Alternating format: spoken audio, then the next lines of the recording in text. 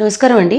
నా పేరు డాక్టర్ స్వర్చల, జీవా fertility centres లో సైంటిఫిక్ డైరెక్టర్ని. కణాల క్వాలిటీ బాగాలేకపోతే తప్పకుండా హార్మోనల్ ట్రీట్మెంట్స్ లేదా మల్టీవైటమిన్స్, బల మందులు అంటారు, కోక్యూ, ఇవన్నీ ఇస్తారు. వీటితో there is a chance sperm quality improve అవ్వచ్చు. కానీ కొన్ని మీరు లైఫ్ స్టైల్ చేంజెస్ కూడా చేయొచ్చు. దీన్ని బట్టి కూడా న్యాచురల్ గా మీ కణాల ఇంప్రూవ్మెంట్ అవ్వచ్చు. అదేంటంటే హెల్దీ వెయిట్ మెయింటైన్ చేయడం. హెల్దీ బిఎంఐ ఉంటే హార్మోన్ ప్రొడక్షన్ అనేది బాగుంటుంది. ఇంబ్యాలెన్స్ ఉంటే గనక అది సరిగా అవ్వడానికి ఒక అవకాశం ఉంటుంది. సో హెల్దీ వెయిట్ మెయింటైన్ చేయండి. నెక్స్ట్, డయట్ సరిగా పాటించండి. పొద్దాక బయట తింటే, పొద్దాక ట్రాన్స్ ఫ్యాట్ అంటే పిజ్జాలు, బర్గర్ ఇవన్నీ ఇంక్లూడ్ చేస్తే, మైదాలు తింటే మీకు ఈ ట్రాన్స్ ఫ్యాట్ వల్ల ఫ్యాట్ అక్యుములేషన్ ఎక్కువ అవుతుంది. ఫ్యాట్ అక్యుములేషన్ వల్ల హార్మోనల్ ఇంబ్యాలెన్సెస్ అవుతాయి. దీంతో స్పర్మ్ క్వాలిటీ తప్పకుండా దెబ్బతింటుంది.